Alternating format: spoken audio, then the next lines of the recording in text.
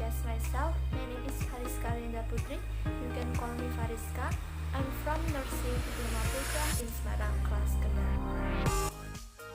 Here, I will explain about the school bond. There are 9 parts that I will describe from the school bond.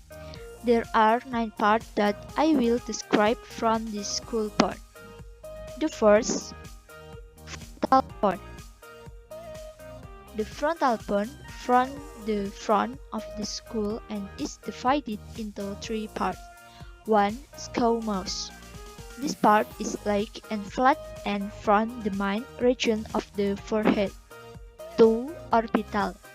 This part lies inferiorly and from the superior border of the orbit. 3. Nasal. This part is similar and articulates with the nasal bones and maxilla to contribute to the roof of the nose. The frontal bone border to other neurocranial bones, the parietal bones through the coronal suture and the sphenoid bone through the spinfrontal suture. It also articulates with the zygomatic and nasal bones and the maxilla. The second, parietal bone. The 2 large parietal bones are connected and make up part of the roof and sides of the human skull. The 2 bones articulate to form the sagittal suture. In the front, the parietal bones form the coronal suture with the frontal bones, and in the rear, the lambdoid suture is formed by the occipital bone. Finally, the squamosal suture separates the parietal and temporal bones.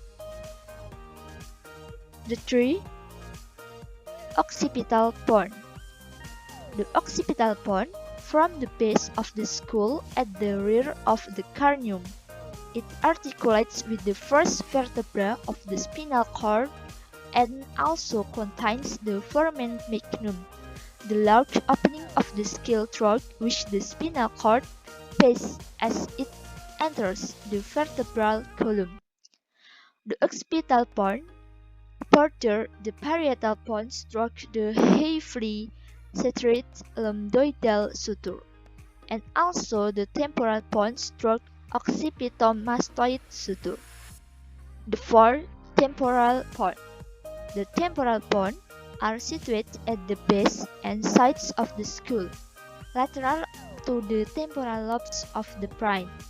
The temporal bones consist of 4 regions of squamous, mastoid, petrous, and tympanic region.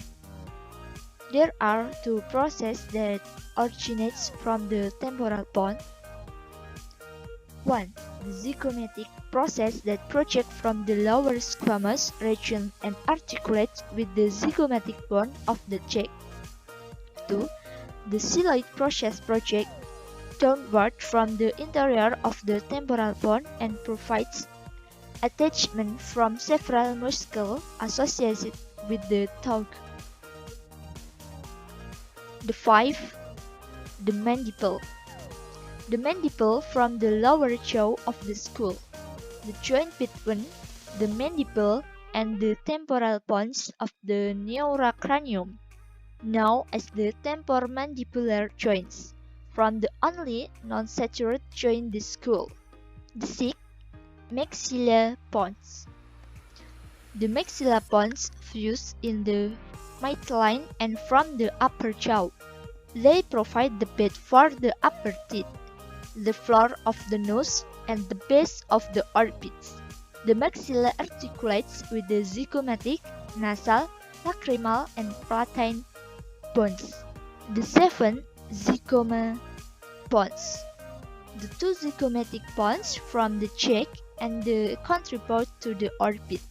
They articulate with the frontal, temporal, maxilla, and sphenoid bones.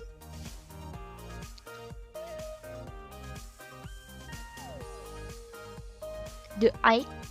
Sphenoid bone.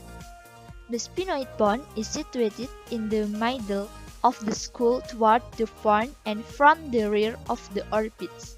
It has been described as resembling a butterfly due to its wing-like process.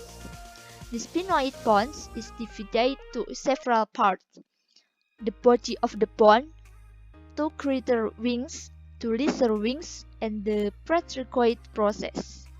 The sphenoid bone is one of the most complex in the body due to its interaction with numerous facial bone, ligament, and muscles. The body that from the middle of the sphenoid bones articulates with the ethmoid and occipital bones, and from a key part of the nasal cavity. It also contains the sphenoidal sinus. The greater wings from the floor of the middle cranial fossa that house the frontal lobes and pituitary gland, and also the posterior wall of the orbit. The lesser wings project laterally and from the floor of the anterior cranial fossa and the superior orbital fissure trunk with several key optical nerve pulses. And the ninth is nasal bone. The two-cylinder nasal bones located in the middle of the face fuse to form the bridge of the nose and also articulate with the frontal, ethmoid, and maxilla bones. The inferior nasal cases are located within the nasal cavity. They are spongy and curled in shapes. Their primary function is to increase the surface area of the nasal cavity, which also increases the amount of air that contacts the mucous membrane and cilia of the nose, thus filtering, warming, and humidifying the air before it enters the lung. And the base of the nasal cavity is the small vomer bone which from the nasal septum. That's my explanation of the skill. That's all for me. Wassalamualaikum warahmatullahi wabarakatuh.